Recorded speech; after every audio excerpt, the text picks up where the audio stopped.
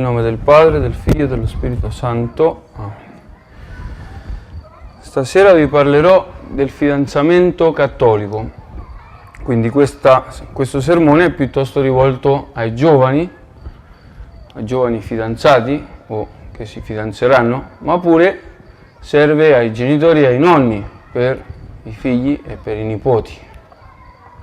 Il fidanzamento, come sappiamo, è un tempo di conoscenza tra due persone, un ragazzo e una ragazza, che vogliono prepararsi al matrimonio. Quindi è un tempo di preparazione. Non è semplicemente uno stare insieme a una persona, uscire con una persona perché mi piace fisicamente o perché mi diverto stando con lei. Stasera parliamo del fidanzamento, quello vero, cioè se uno vuole avere un piano nella sua vita, vuole essere felice, vuole fare qualcosa che valga la pena essere fatta, deve cercare la sua vocazione, che può essere alla vita religiosa o alla vita matrimoniale. Bene, se io ho la vocazione alla vita matrimoniale, devo fare prima il fidanzamento, cioè questo tempo di conoscenza reciproca, di preparazione al matrimonio. E per capire che cosa è il fidanzamento, prima devo capire che cosa è l'amore, perché il frutto più maturo, dell'amore è il matrimonio. Il fidanzamento è la preparazione al matrimonio. Allora, che cos'è l'amore? L'amore è un sentimento, come tutti voi state pensando adesso, è una passione. La passione quando io posseggo l'oggetto del mio desiderio, mi innamoro, sento questa passione. Sì, l'amore è una passione, ma non è solo una passione. Quello è, la cornice dell'amore, qualcosa, se vogliamo, secondario. L'amore vero, l'amore di benevolenza, l'amore di amicizia, è un atto della volontà con il quale io voglio il bene dell'altro. Lo voglio e mi adopero per procurare il bene all'altra persona. Questo è il vero amore. Un atto della volontà con il quale io voglio e faccio il bene, procuro il bene ad un'altra persona. Quindi non è solo sentimento l'amore, però come ho già detto l'altra sera, il mondo moderno è guastato dal sentimentalismo, è tutto passione, tutto sentimento, ma la passione e il sentimento sono qualcosa superficiali che stanno sopra. Sotto c'è qualcosa di più forte, che è la volontà. Perciò l'immagine che si usa per rappresentare l'amore, qual è? L'immagine classica è la mamma, l'amore della mamma per il figlio. Perché? Perché la mamma non ama il figlio solo perché gli piace, perché manifesta la tenerezza, e il figlio non capisce che la mamma lo ama solo perché gli dà i baci, perché lo accarezza, ma perché la mamma è disposta a fare qualsiasi sacrificio per il figlio, sarebbe disposta a morire per il figlio. E il figlio lo vede questo, vede che la mamma si sveglia presto la mattina, prepara la colazione, stira, lava, va al lavoro, soffre per lui. E ancora a livello più alto, dove si vede l'amore, il vero amore? E si vede nel crocifisso. Gesù ci ha insegnato l'amore, quello è l'amore, dare la vita per l'altro, e Gesù l'ha fatto nel modo più bello, più perfetto, più alto, che è morire per noi inchiodato a una croce. Quello è l'amore. Allora l'amore è un atto di volontà, perché Gesù, quando era nell'orto degli ulivi, non sentiva tanto desiderio carnale di andare a morire, aveva paura, lo dice lui: Padre, allontana da me questo calice. Come uomo aveva molta paura, sentiva repulsione per però fa un atto di volontà, non come voglio io, ma come vuoi tu, per amore nostro. Questo è l'amore. Allora, abbiamo capito che cosa è l'amore, però io per amare una cosa prima la devo conoscere, e perciò il fidanzamento è un tempo di conoscenza.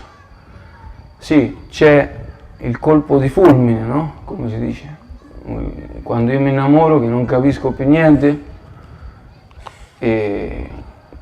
però dopo quello, bene, dura un po', poi passa, poi devo conoscere la persona. Se voglio sapere se con quella persona posso passare il resto della mia vita, se quella persona di cui mi sono innamorata è la persona con la quale devo passare tutta la mia vita, con la quale dovrò avere dei figli, dovrò educarli, devo conoscere questa persona.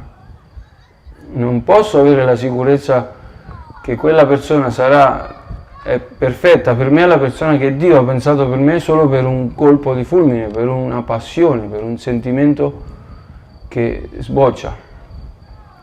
Allora ci vuole questa conoscenza, però il fidanzamento è un tempo di conoscenza limitata, una conoscenza limitata, e quindi dobbiamo parlare di una virtù che è legata al fidanzamento, che è la virtù della castità, cioè il vero fidanzamento, il fidanzamento cattolico, il fidanzamento fatto come Dio lo ha pensato. Si deve vivere vivendo la castità, e questa virtù della castità è una virtù oggi dimenticata, purtroppo, dimenticata dai giovani, soprattutto, dimenticata o disprezzata. I giovani che vivono la castità sono visti come alieni nel mondo di oggi. E questa castità è indispensabile, e uno potrebbe domandarsi perché? Perché non posso avere i rapporti con la mia ragazza a cui voglio tanto bene? Perché devo privarmi di una cosa così bella? Perché è una cosa bella come il sesso? Perché devo privarmi se io lo faccio per amore? Io la amo la mia ragazza. Perché devo privarmi di quello? Perché lo dicono i preti, perché è un tabù della Chiesa, è un qualcosa che mi toglie la mia libertà. Dove sta scritto nel Vangelo che io devo vivere la castità? Io vi darò le ragioni. Allora, io vi darò le ragioni per cui dobbiamo essere casti nel fidanzamento, e pure nel matrimonio bisogna vivere la castità. Ma adesso vediamo il fidanzamento. Per prima cosa, i rapporti prematrimoniali sono cattivi in se stessi, sono peccato, un peccato che si chiama fornicazione. Ce lo dice San Paolo nella lettera ai Corinzi: fuggite la fornicazione, qualsiasi peccato l'uomo commetta è fuori del suo corpo, ma chi si dà alla fornicazione pecca contro il proprio corpo. O non sapete che il vostro corpo è tempio dello Spirito Santo che è in voi e che avete da Dio e che non appartenete a voi stessi? Chi fa fornicazione sta peccando contro il suo corpo, che non appartiene a me stesso. Il mio corpo è un dono che mi ha dato Dio, me l'ha dato per uno scopo ben preciso. Non posso usare il mio corpo come mi pare e piace, per soddisfare le mie passioni, i miei desideri carnali, perché altrimenti mi faccio schiavo dei miei desideri carnali. E chi è schiavo, come dice Gesù, chi commette peccato è schiavo del peccato. Infatti, continua San Paolo, siete stati comprati a caro prezzo. Siamo stati comprati dal sangue di Cristo, il corpo non ci appartiene. È qualcosa che Dio ci ha donato e Gesù Cristo ha comprato con il suo sangue. Non possiamo profanare il tempio del nostro corpo. Glorificate dunque Dio nel vostro corpo. E Gesù Che cosa dice Gesù di questo? Gesù dice: dal di dentro, infatti, cioè dal cuore degli uomini, escono le intenzioni cattive, fornicazioni, adulteri, cupidigie, malvagità, inganno, impudicizia. Ecco dove dice Gesù che è peccato avere rapporti prematrimoniali. Quindi, primo motivo, perché è peccato, perché mi toglie la libertà, la mia ragione, il mio essere si sottomette alle mie passioni e io profano il mio corpo, che è dono di Dio, comprato dal sangue di Cristo. Secondo, i rapporti prematrimoniali non sono una manifestazione autentica dell'amore. I rapporti sessuali non sono una manifestazione autentica dell'amore in quella tappa della mia vita, nel fidanzamento. Quei rapporti non sono manifestazioni d'amore, perché quei rapporti sono manifestazione autentica e propria della coniugalità, del matrimonio. Perché è solo nel matrimonio che due persone si legano indissolubilmente per sempre e quindi hanno quella donazione totale, cioè si uniscono, marito e moglie si uniscono fisicamente, c'è la massima unione fisica, la massima unione affettiva e spirituale. I fidanzati mancano della coniugalità, non la hanno ancora, si stanno preparando per quello, quindi non possono manifestare l'amore in un modo che è proprio di una condizione che loro non hanno, che è la coniugalità, l'unione indissolubile. E perché solo all'interno del matrimonio? Perché questa manifestazione è propria del matrimonio, per il linguaggio del corpo, perché l'atto sessuale dice qualcosa, ha un significato unico e irrevocabile. Che cosa dice l'atto coniugale? Dice donazione totale, perciò deve essere dentro il matrimonio. E che significa totale? Significa che si dona tutto quanto si possiede, in modo esclusivo, nello stato più perfetto in cui si possa donare e per tutta la vita. Questo significa donazione totale. Allora, nel matrimonio sì, c'è la donazione totale, perché io do tutto all'altra persona. Do il mio corpo, do la mia anima, do il mio presente, do il mio futuro, perché mi sono compromesso già con quella persona. Do tutto nel matrimonio. In modo esclusivo, perché quando io mi sposo con una persona sto promettendo davanti a Dio, davanti alla società, esclusività, che io amo e starò con questa persona per sempre e solo con questa persona, escludendo tutte le altre persone. Nello stato più perfetto, cioè dentro il matrimonio, anche perciò la castità matrimoniale, i rapporti devono essere sempre ordinati alla procreazione, non guastati dalla contraccezione, perché altrimenti non è lo stato perfetto, è uno stato artificiale, uno stato rovinato già. E per tutta la vita, il matrimonio indissolubile. Prometto di esserti fedele nel bene e nel male, nella salute e nella malattia, finché morte non ci separi. Quello si dice nella formula del matrimonio. Quella è una donazione totale. I fidanzati mancano di questa totalità. Perché? Perché nel fidanzamento non si dà tutto ciò che si ha. Ancora non si è manifestato un compromesso.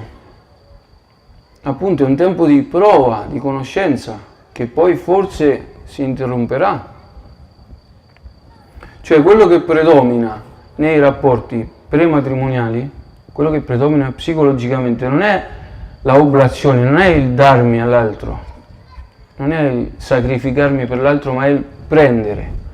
Io prendo dall'altro il piacere, quindi è una ricerca egoistica del piacere, è quello che predomina. Ma io padre lo faccio per amore, non è che vado con tutte le ragazze, io sono fedele, la mia fidanzata, lo faccio per amore, quindi sì, però quello che predomina, quello che c'è sotto sempre, è che sto cercando di soddisfare la mia passione, il mio desiderio, e alla fine finirò per amare il corpo di quella persona, non se stessa, la sua anima. Perché abbiamo il peccato originale, e perciò le cose vanno fatte ordinatamente. E quando io faccio un atto coniugale non fuori del matrimonio, lo sto facendo disordinatamente, e vedremo poi altri motivi. Poi non è esclusivo, quindi manca dell'altra caratteristica della donazione totale. Non è esclusivo, perché ancora non mi sono compromesso e forse quel matrimonio, quel fidanzamento si romperà, come succede tante volte, anche dopo tanti anni. Dobbiamo essere realisti. Sì, quando uno si fidanza, è innamorato, cosa dice sempre il fidanzato? Ti amerò per sempre, staremo insieme per tutta la vita, te lo giuro. Però poi i fatti non è così, non sempre almeno. No. E quindi, se non è esclusivo, e io ho i rapporti prematrimoniali, poi se il mio fidanzamento si rompe e avrò altri fidanzamenti, io sto avendo rapporti con diversi ragazzi, diverse ragazze.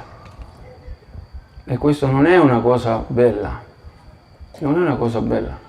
Perché a nessuno piacerebbe che la persona con cui mi sposo sia stata a letto prima con 20 altri ragazzi. A nessuna ragazza piacerebbe che il suo sposo, sapere che il suo sposo è stato a letto con 20 ragazzi. A nessun ragazzo piace che la sua fidanzata e la sua sposa sia stata a letto con altri 20 ragazzi.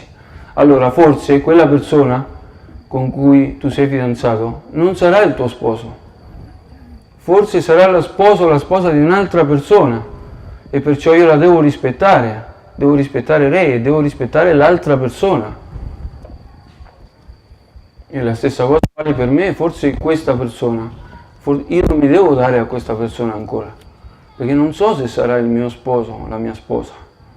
Perciò io devo conservarmi puro per il mio sposo che mi sta aspettando. So che sembra brutto, perché uno dice, non posso fidanzarmi e pensare che quello non sarà il mio sposo. Io sono sicuro, spero che quello sarà il mio sposo, sì, però dobbiamo stare con i piedi per terra. Non siamo angeli, dobbiamo sapere che siamo fatti di passioni, che appunto il fidanzamento è un tempo di conoscenza. Scoprirò poi che forse che quella persona non è la persona che fa per me, perché non vado d'accordo su determinate cose o perché lei la pensa, per tantissimi motivi. Bisogna essere realisti. E poi, oltre a non essere esclusiva, non si realizza nello stato perfetto, almeno la maggior parte delle volte. Chi è fidanzato esclude la prole, ovviamente, perché ancora non sono pronti per fare una famiglia.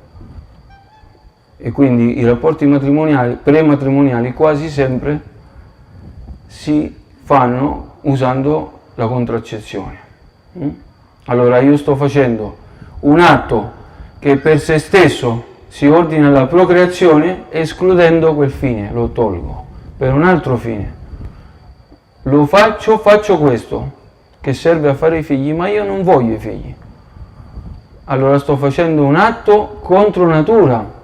E se faccio un atto contro natura, faccio un atto contro me stesso, e quindi sto facendo un peccato, perché sto facendo un atto contro Dio, che mi ha dato una legge iscritta nel mio cuore, nella mia natura. E come abbiamo visto l'altro giorno, i 10 comandamenti sono il riflesso della legge naturale nell'uomo. Quindi se io non rispetto la mia natura, mi sto facendo un danno. È come usare un computer, un laptop, per tagliarci sopra il salame come tagliere, lo romperò quel computer, perché non è fatto per usarlo da tagliere. E quindi un rapporto, un fidanzamento vissuto in quel modo, escludendo la procreazione, un atto fatto escludendo la procreazione, mi farà danno e il fidanzamento si romperà. A lungo andare mi farà male al mio rapporto. E poi, per ultimo, non è per tutta la vita. Non è per tutta la vita, perché appunto manca il compromesso. E quindi io sto dicendo alla persona, sto dicendo al mio fidanzato, alla mia fidanzata, mi dono totalmente a te, con questo atto mi dono totalmente a te, ma sto dicendo una bugia, perché mi dono fino a un certo punto e non oltre, perché non possiamo, e quindi c'è la paura, e quindi c'è l'egoismo.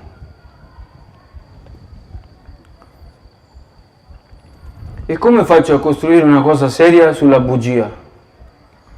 Come faccio a costruire un rapporto serio su una bugia, dicendo a una persona, mi sto donando a te ma fino a questo punto, perché non so. Allora, la conoscenza nel fidanzamento è relativa e può essere assoluta solo nel matrimonio. Quindi bisogna, per conoscere il fidanzato e la fidanzata, bisogna evitare le manifestazioni intime dell'amore proprio del matrimonio, baci, congedi prolungati e altre manifestazioni proprie del matrimonio. Perché? Perché l'eccesso di familiarità genera disprezzo, c'è questo detto, no? Cioè, troppa familiarità alla fine mi stanca, e questo vale pure nel fidanzamento. Se io sto sempre con una persona, sempre attaccato, appiccicato, alla fine mi stancherò di quello. E questo vale anche nel fidanzamento. La cosa principale invece sì che devo conoscere nel fidanzamento è la capacità di autodominio, la capacità di sacrificio.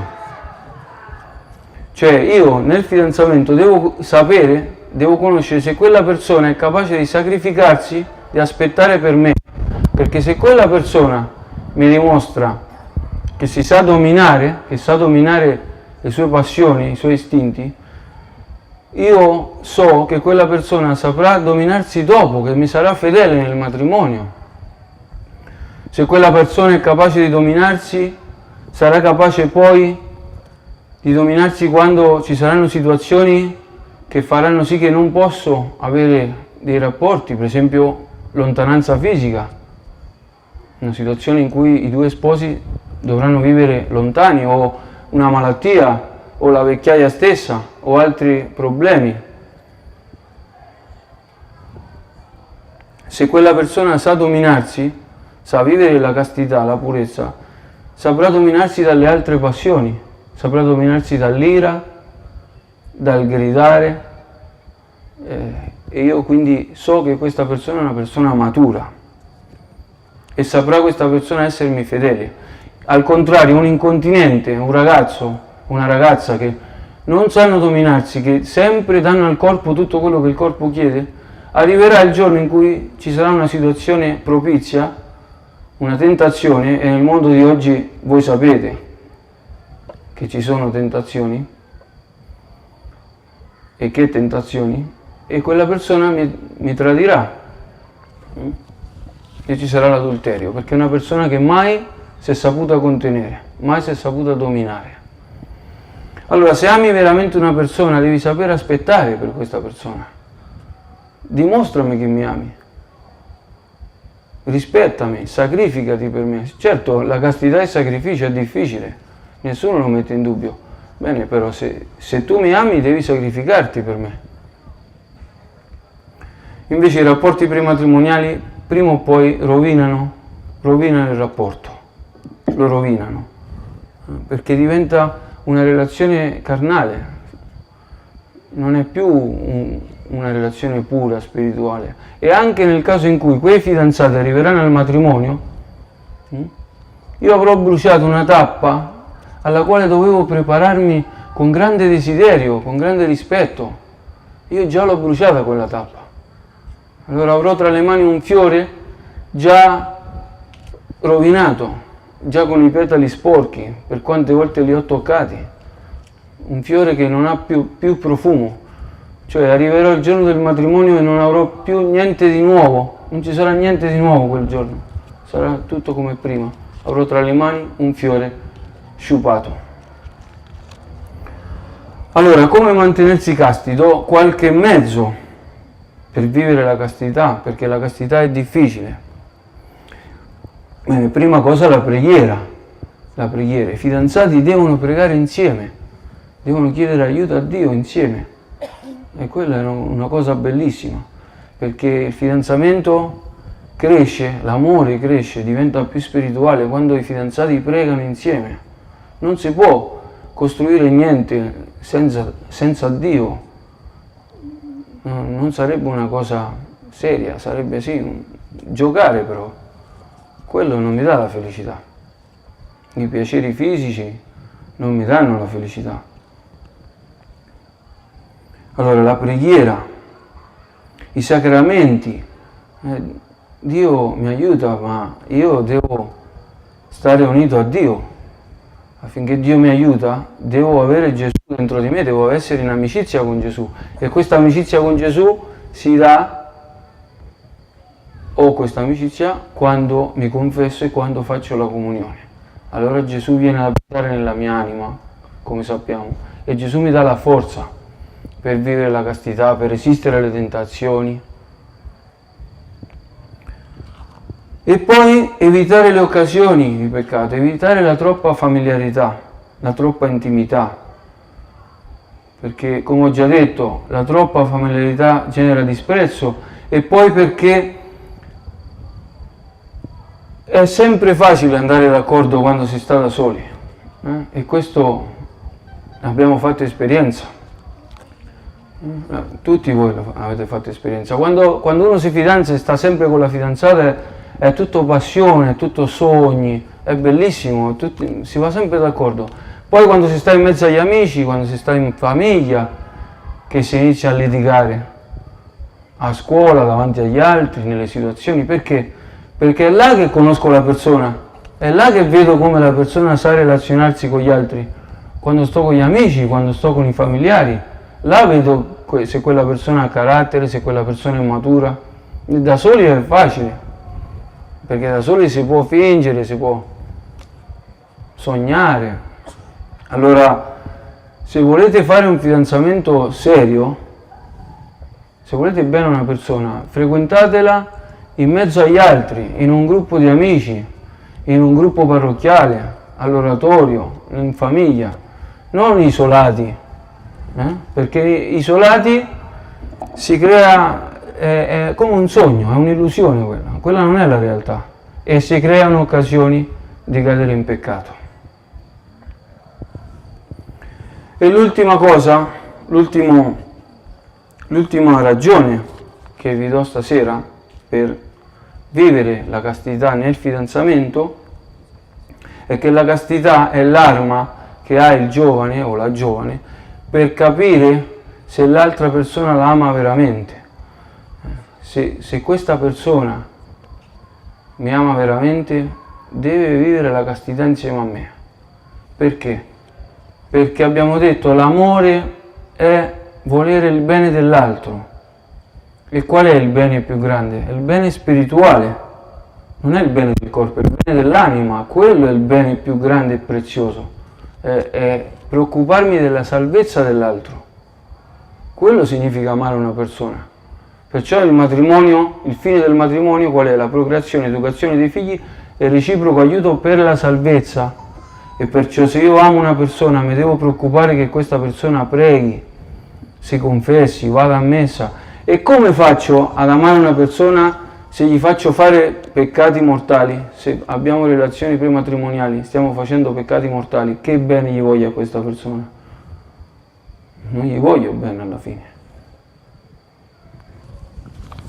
E un altro motivo per cui è l'arma per sapere se la persona mi ama è perché se io decido di vivere la castità e lo dico alla mia ragazza o al mio ragazzo, questa si trova davanti a due scelte, due opzioni. Una è rispettare la mia libertà e mi dice ok, proviamo. Quello significa che la persona mi vuole bene. L'altra opzione è che mi minacci. No, se tu fai questo io ti lascio.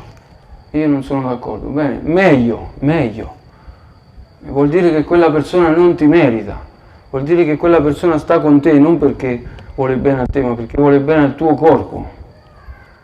Che se tu non gli dai più quello che vuole, non ha più senso, non ha più desiderio di stare con te. Allora, quello è la garanzia che non ci sarà poi un matrimonio fallimentare, è l'anticipo di un fallimento matrimoniale.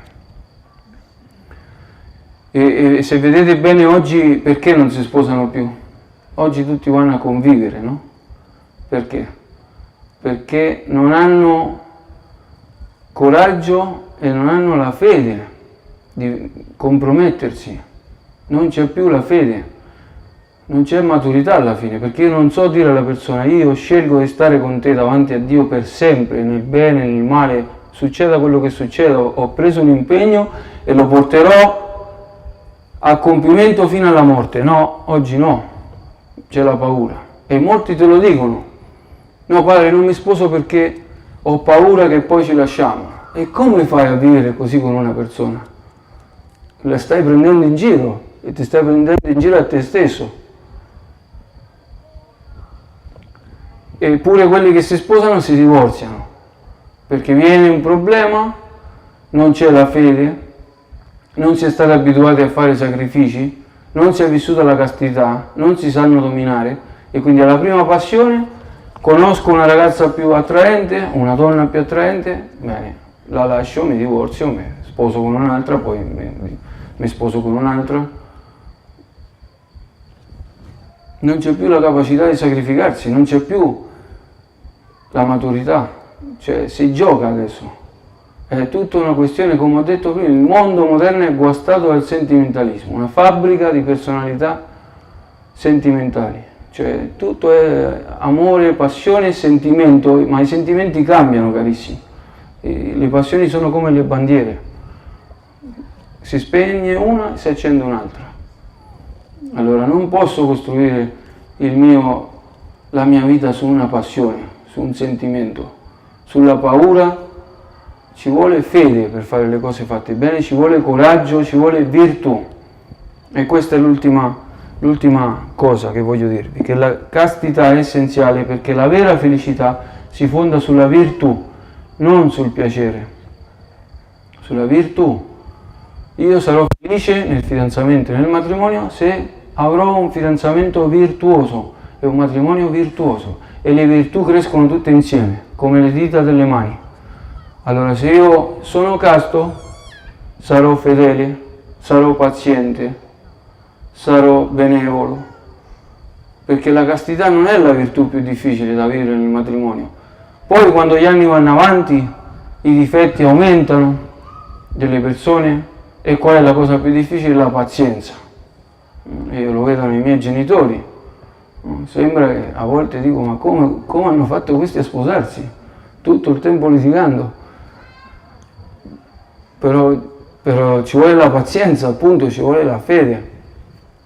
Hanno fatto una scelta davanti a Dio, bene, adesso devo essere paziente, però se non sono stato casto, se ho dato sempre retta alle mie passioni, poi non sarò paziente, non sarò benevolo, non sarò fedele e tutto si sfascerà e sarò triste.